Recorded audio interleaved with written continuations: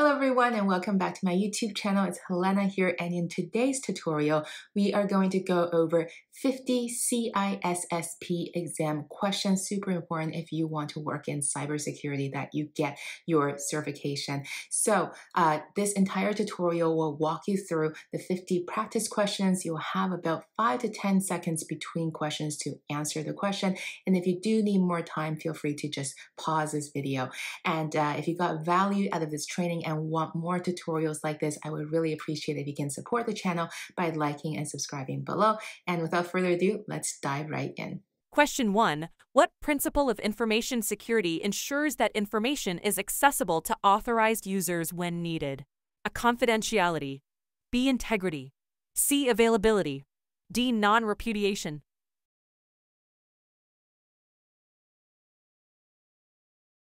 Correct answer, C. Availability. Explanation. Availability ensures that data, systems, and resources are accessible to authorized users when needed, which is essential for the normal operation of an organization. Question 2. Which type of access control is based on a user's job responsibilities and tasks? A. Discretionary access control DAC. B. Mandatory access control MAC. C. Role-based access control RBAC. D. Rule-based access control RBAC.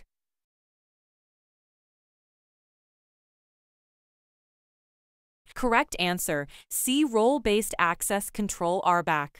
Explanation. Role-based access control RBAC assigns permissions to roles based on job functions rather than to individual users, streamlining the process of managing user rights and privileges. Question 3. What type of attack involves an attacker intercepting and possibly altering the communication between two parties who believe they are directly communicating with each other? A. Phishing attack. B. Denial of service attack. C. Man-in-the-middle attack. D. Replay attack.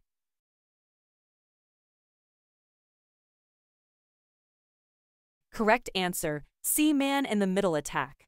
Explanation. A man-in-the-middle attack involves an attacker secretly intercepting and potentially altering the communication between two parties who believe they are directly communicating with each other. Question 4. Which security model uses a simple lattice-based access control that defines minimum and maximum security levels? A. Bell-LaPadula model. B. BIBA model. C. Clark-Wilson model. D. Brewer-Nash model.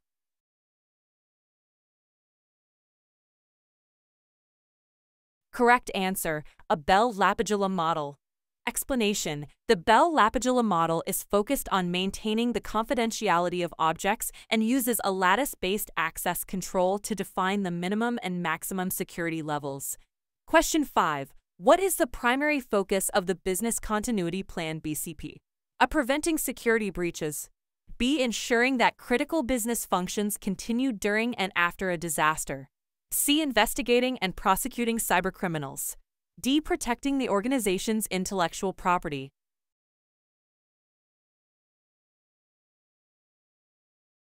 Correct answer, B. Ensuring that critical business functions continue during and after a disaster. Explanation. The Business Continuity Plan BCP focuses on maintaining essential functions and services during and after a disruptive event to minimize its impact on the organization. Question 6. In the context of cryptography, what is the main purpose of a digital signature? A. To encrypt and decrypt messages. B. To verify the authenticity and integrity of a message. C. To provide non-repudiation. D. Both B and C are correct.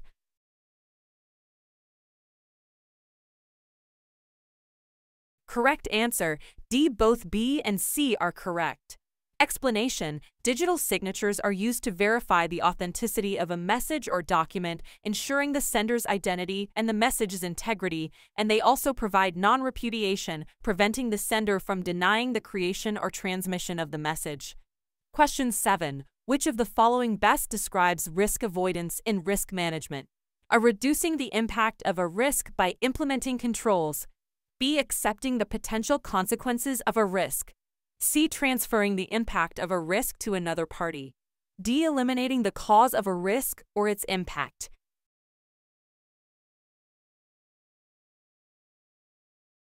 Correct answer, D. Eliminating the cause of a risk or its impact. Explanation: risk avoidance involves taking actions to remove the cause of a risk or its potential impact, effectively avoiding the risk altogether. Question 8. What is the primary purpose of employing the principle of least privilege? A. To ensure users have permissions to all system resources. B. To provide users with only the minimum levels of access or permissions needed to perform their job functions. C. To grant all users administrative privileges for convenience.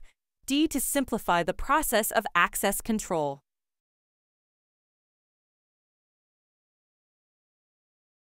Correct answer: B. To provide users with only the minimum levels of access or permissions needed to perform their job functions.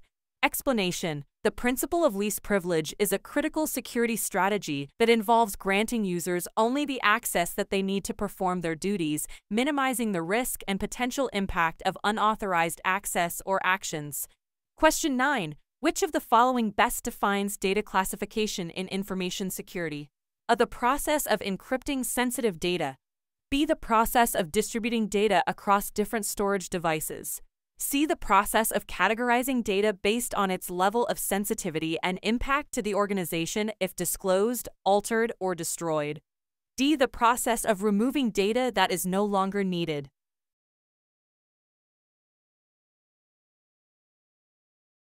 Correct answer: C. The process of categorizing data based on its level of sensitivity and impact to the organization if disclosed, altered, or destroyed. Explanation: data classification involves categorizing data according to its level of sensitivity or importance to the organization, typically to ensure that it receives an appropriate level of protection. Question 10. What is the primary goal of the separation of duties control in information security? A. To ensure that multiple people are responsible for the physical security of a data center. B. To reduce the risk of errors or fraud by dividing responsibilities among different individuals. C. To separate data processing activities from network control tasks. D. To create redundancy in job roles to ensure business continuity.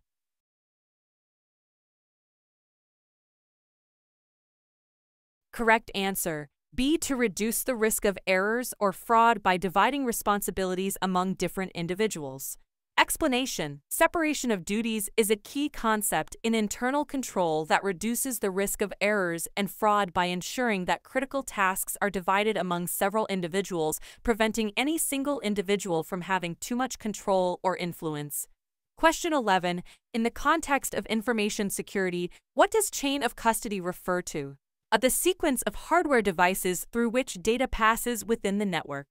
B. The hierarchical structure of certificates within a public key infrastructure PKI.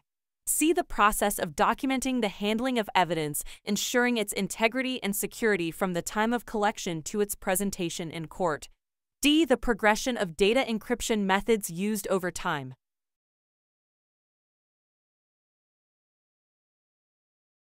Correct answer: C. The process of documenting the handling of evidence, ensuring its integrity and security from the time of collection to its presentation in court. Explanation: chain of custody in information security refers to the documentation and tracking process that records the sequence of custody, control, transfer, analysis, and disposition of physical or electronic evidence. Question 12. Which security concept ensures that modifications are not made to data by unauthorized individuals or processes? A. Confidentiality. B. Availability. C. Integrity. D. Authentication.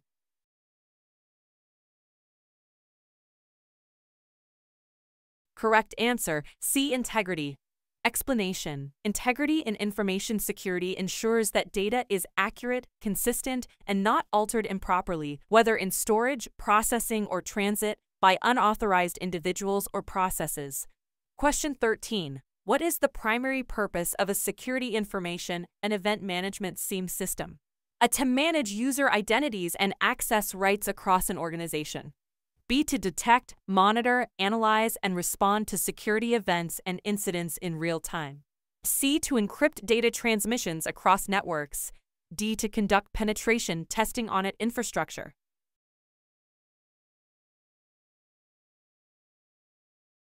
Correct answer: B. To detect, monitor, analyze, and respond to security events and incidents in real time. Explanation: SIEM systems provide real-time analysis and monitoring of security alerts generated by applications and network hardware, helping organizations to detect, analyze, and respond to potential security threats promptly. Question 14. Which type of access control model is based on a user's security clearance and the data classification? A discretionary access control DAC. B. Mandatory access control MAC. C. Role-based access control RBAC. D. Attribute-based access control ABAC.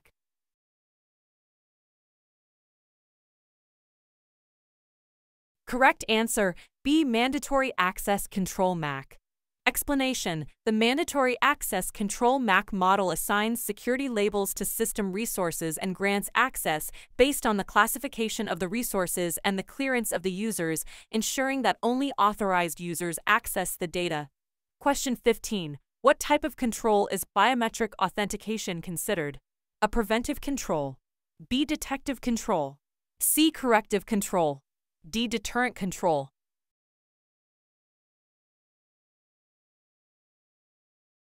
Correct answer: a preventive control. Explanation: biometric authentication is a preventive control as it prevents unauthorized access by requiring biological attributes to verify identity before access is granted. Question 16. What does the principle of need to know imply in information security? A user should be aware of all information security policies. B. Users should have access only to the information that is required to perform their job functions. C. Users need to understand the underlying technology of security mechanisms. D. Users should be informed about all the data collected about them.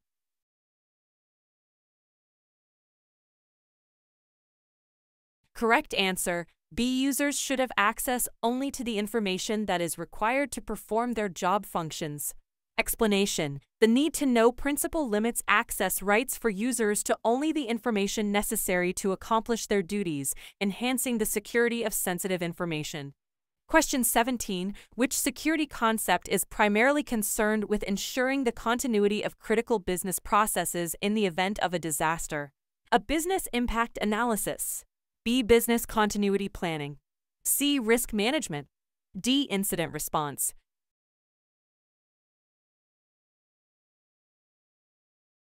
Correct answer: B. Business continuity planning. Explanation: Business continuity planning (BCP) focuses on creating plans to ensure the continuity of business operations without significant disruption during and after a disaster. Question 18. In cryptography, what is the main purpose of using asymmetric algorithms? A. To create a faster computation process compared to symmetric algorithms. B. To provide a method where different keys are used for encryption and decryption. C. To offer a shared secret between communicating parties. D. To enhance the data compression rate during encryption.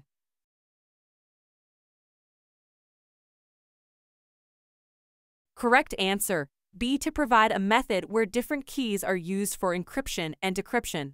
Explanation: asymmetric algorithms use two different but related keys, a public key for encryption and a private key for decryption, facilitating secure communication between parties without sharing a secret key. Question 19. What is the primary objective of employing security controls like intrusion detection systems IDs and intrusion prevention systems IPS? A. To recover data after a security breach. B. To detect and potentially prevent unauthorized access or attacks. C. To encrypt data transmissions. D. To ensure compliance with data protection regulations.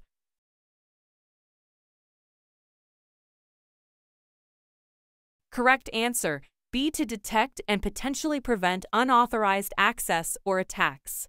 Explanation: IDs and IPS are employed to monitor network and system activities for malicious actions or policy violations, with IDs providing alerts and IPS actively blocking and preventing such incidents. Question 20. What role does a data owner have in information security? A. Responsible for the daily backup of data. B. Accountable for implementing security controls on the data. C. Liable for fixing the systems when a data breach occurs. D. Accountable for determining the classifications and handling requirements of the data.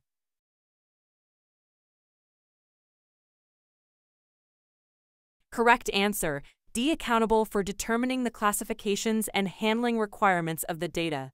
Explanation: the data owner is responsible for specifying data classifications, ensuring appropriate handling, and defining access controls, ensuring the data's confidentiality, integrity, and availability.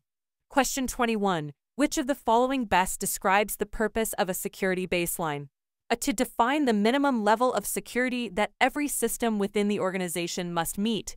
B. To record the highest level of security achievable in the organization. C. To document the procedures for responding to a security incident. D. To outline the process for recovering data after a loss.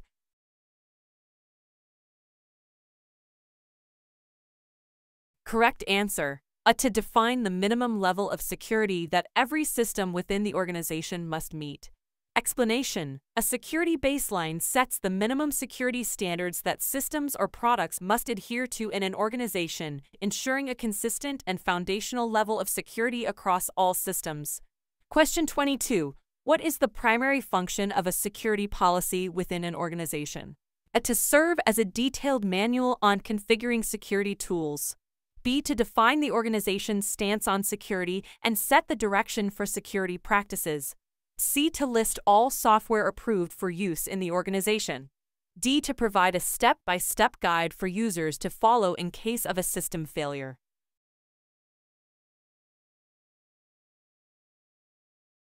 Correct answer: B. To define the organization's stance on security and set the direction for security practices.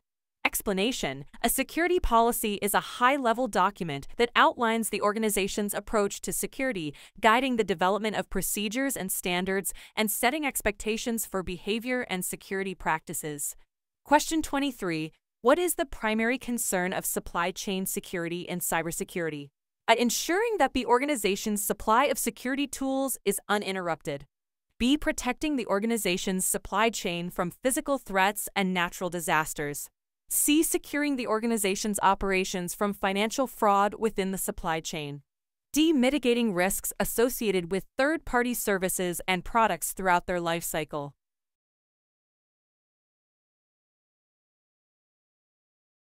Correct answer: D. Mitigating risks associated with third-party services and products throughout their life cycle. Explanation: supply chain security in cybersecurity focuses on reducing risks associated with third-party components, services, and software, ensuring they do not introduce vulnerabilities or threats into the organization. Question 24. What is the primary goal of incident response in the context of information security? A. To prosecute the attackers responsible for a security incident. B. To ensure that no future incidents occur. C. To manage and mitigate the impact of a security incident. D. To document incidents for compliance purposes only.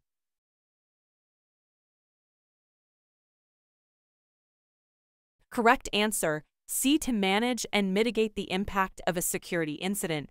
Explanation: the primary goal of incident response is to manage and mitigate the impact of a security incident, ensuring that the organization can recover and return to normal operations as quickly as possible. Question 25. Which term describes a detailed examination of the events leading up to, during, and after a security incident? A. Incident response. B. Penetration testing. C. Digital forensics. D. Vulnerability assessment.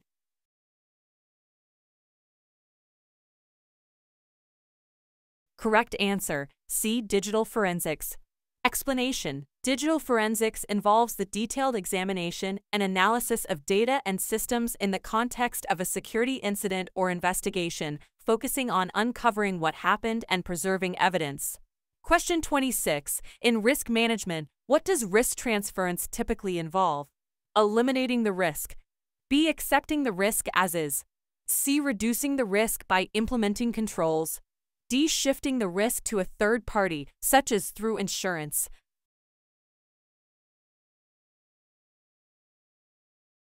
Correct answer: D. Shifting the risk to a third party, such as through insurance.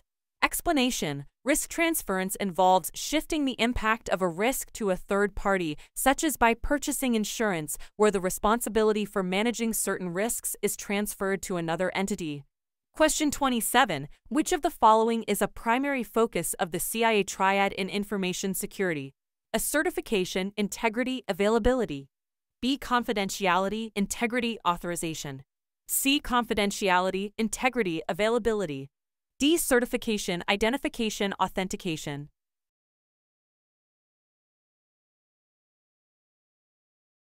Correct answer: C, confidentiality, integrity, availability. Explanation: the CIA triad stands for confidentiality, integrity, and availability, which are the three fundamental principles guiding information security policies and practices. Question 28. What is the primary purpose of user awareness training in cybersecurity?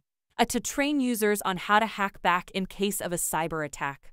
B, to inform users about the latest technology trends.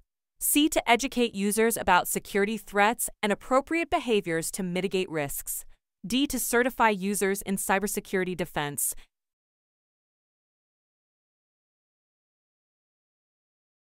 Correct answer: C, to educate users about security threats and appropriate behaviors to mitigate risks.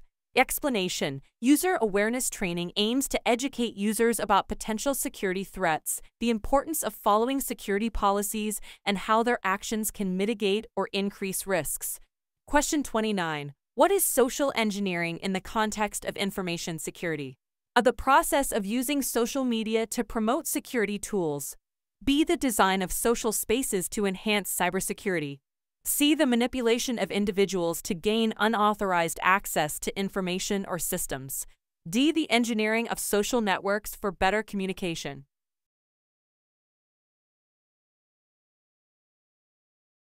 Correct answer: C, the manipulation of individuals to gain unauthorized access to information or systems. Explanation: social engineering involves manipulating or deceiving people into divulging confidential information or performing actions that may compromise security. Question 30. Which of the following best describes the purpose of a disaster recovery plan (DRP? A, to ensure the organization complies with legal requirements. B, to maintain daily business operations. C, to restore operations after a significant disruptive event. D, to prevent any disasters from occurring.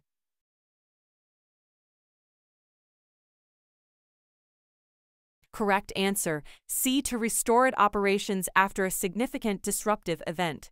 Explanation: a disaster recovery plan (DRP) focuses on the restoration of its systems, applications, and data after a disaster to minimize downtime and business impact. Question 31. What aspect of security is primarily concerned with ensuring that data is not altered or tampered with? A, confidentiality. B, integrity. C, availability. D, authentication.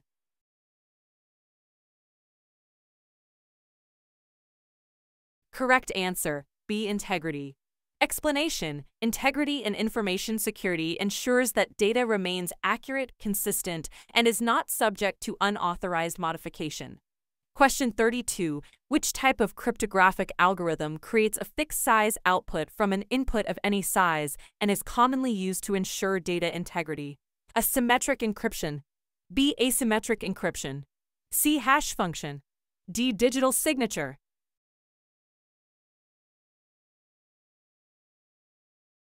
Correct answer: C, hash function. Explanation: a hash function takes an input or message and returns a fixed size string of bytes. The output, typically a digest, is unique to each unique input and is used to ensure data integrity. Question 33. What is the primary purpose of a honeypot in network security? A, to serve as primary storage for sensitive data. B, to act as a secure gateway for network traffic. C, to detect or distract adversaries by mimicking a legitimate part of the network. D, to filter malicious content from the internet.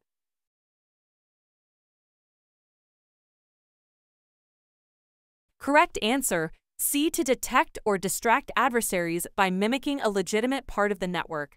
Explanation: a honeypot is a security mechanism set to detect, deflect, or in some manner counteract attempts at unauthorized use of information systems, typically consisting of a computer, data, or network site that appears to be part of a network but is actually isolated and monitored.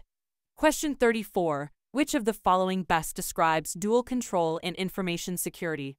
Two individuals are required to operate a single control at the same time. B. One individual has the ability to control two systems simultaneously. C. Two different controls are used to protect the same asset. D. A single control is used to protect two different assets.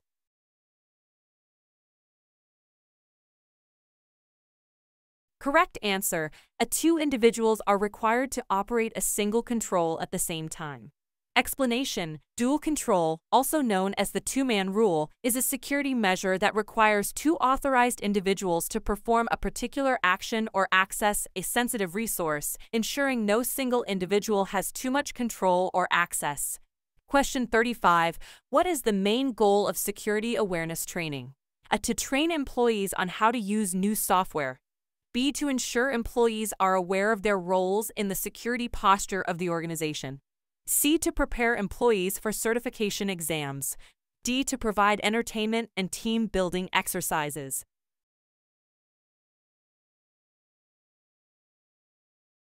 Correct answer. B. To ensure employees are aware of their roles in the security posture of the organization. Explanation: security awareness training aims to educate employees about various security threats and the organization's policies and procedures for addressing them, emphasizing the critical role each employee plays in maintaining security. Question 36. What is the primary objective of environmental controls in a data center? To ensure comfortable working conditions for staff. B. To manage the physical environment to protect assets and personnel. C. To enhance the aesthetic appeal of the data center. D. To reduce the carbon footprint of the data center.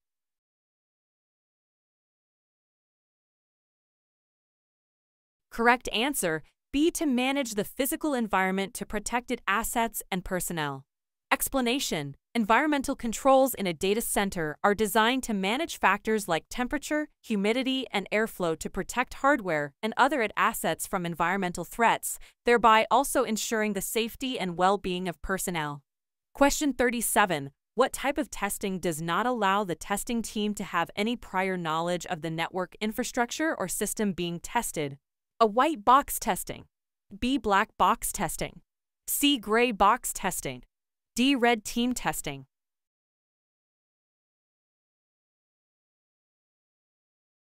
Correct answer: B. Black box testing.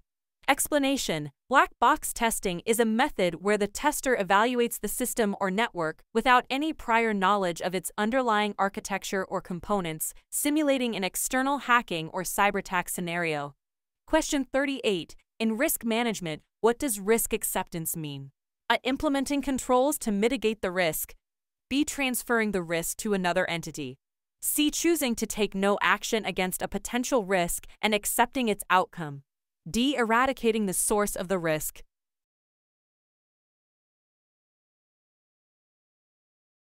Correct answer: C. Choosing to take no action against a potential risk and accepting its outcome. Explanation: risk acceptance occurs when an organization decides not to take any specific action against a risk, often because the cost of mitigation exceeds the potential loss or the risk is within the organization's risk appetite. Question 39. Which access control model is based on a user's attributes, such as department or job title, to make access decisions? A. Discretionary access control DAC. B. Mandatory access control MAC. C. Role-based access control RBAC. D. Attribute-based access control ABAC.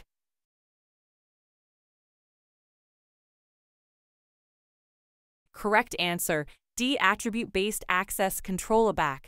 Explanation: attribute-based access control ABAC uses policies that combine attributes, which can include user attributes such as department or job title, environment attributes such as time of day, and resource attributes such as classification to make access decisions.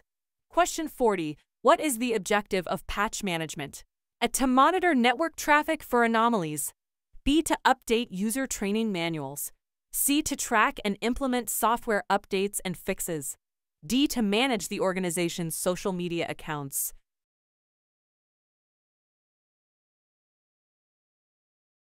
Correct answer: C. To track and implement software updates and fixes. Explanation: patch management is the process of identifying, acquiring, installing, and verifying patches for products and systems, which helps in fixing vulnerabilities, improving functionality, and ensuring the security of software. Question 41. Which document outlines the scope, approach, resources, and schedule of the testing activities in a security assessment? A test plan. B. Risk assessment report. C. Security policy. D. Audit report.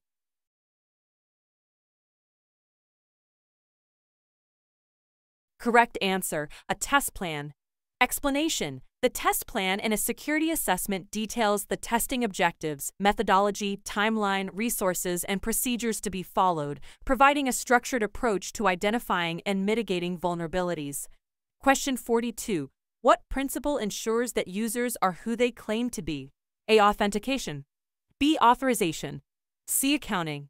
D. Non-repudiation.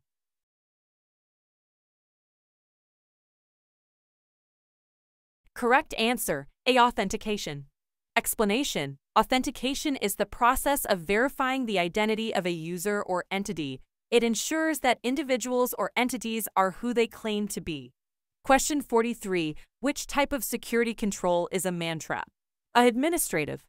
B. Technical. C. Physical. D. Operational.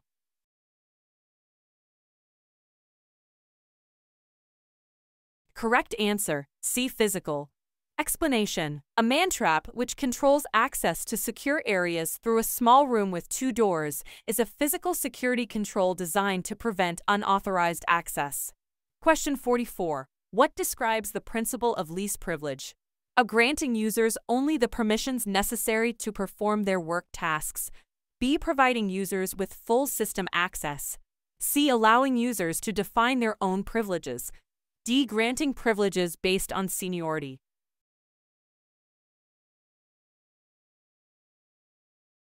Correct answer: a granting users only the permissions necessary to perform their work tasks.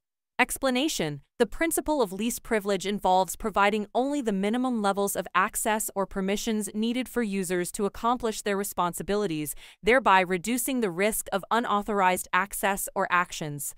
Question 45. What is the primary focus of the Recovery Point Objective RPO in disaster recovery planning? A. The maximum tolerable length of time that a computer system or network can be down after a failure or disaster occurs. B. The maximum tolerable amount of data loss measured in time. C. The duration of time within which a business process must be restored after a disaster. D. The frequency at which backups must be performed.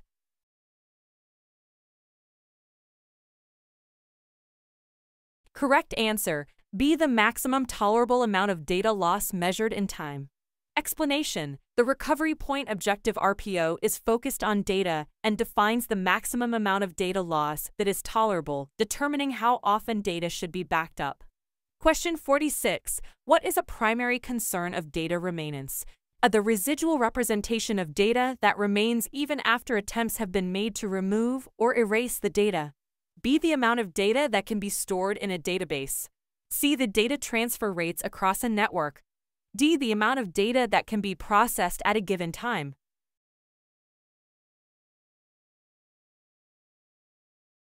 Correct answer: A. The residual representation of data that remains even after attempts have been made to remove or erase the data.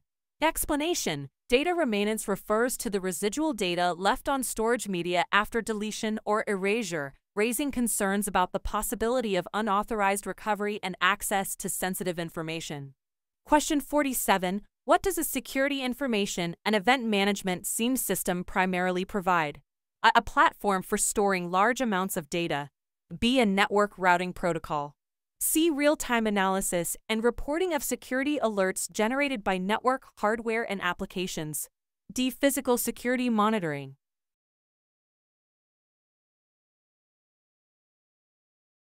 Correct answer: C. Real-time analysis and reporting of security alerts generated by network, hardware, and applications.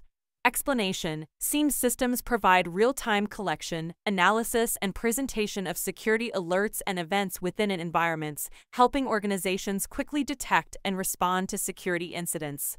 Question 48. Which concept in cryptography involves transforming plain text into a scrambled format that is unreadable without a decryption key?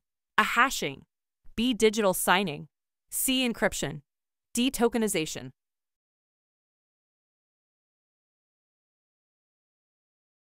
Correct answer, C. Encryption. Explanation: encryption is the process of converting plain text into ciphertext, a scrambled format unreadable without the appropriate decryption key, ensuring data confidentiality. Question 49. In the context of security, what does defense in depth refer to? At implementing a single, impenetrable security measure. B. The time it takes to respond to a security breach. C. Employing multiple layers of security controls throughout the IT system. D. Building a moat around the data center.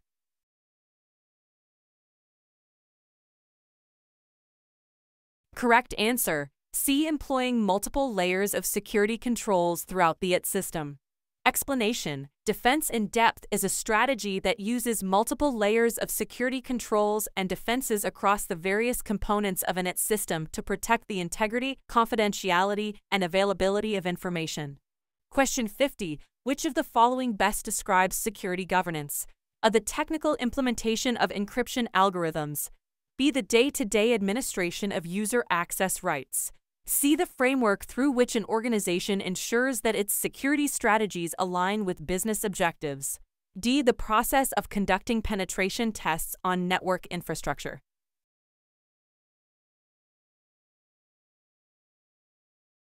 Correct answer, C. The framework through which an organization ensures that its security strategies align with business objectives.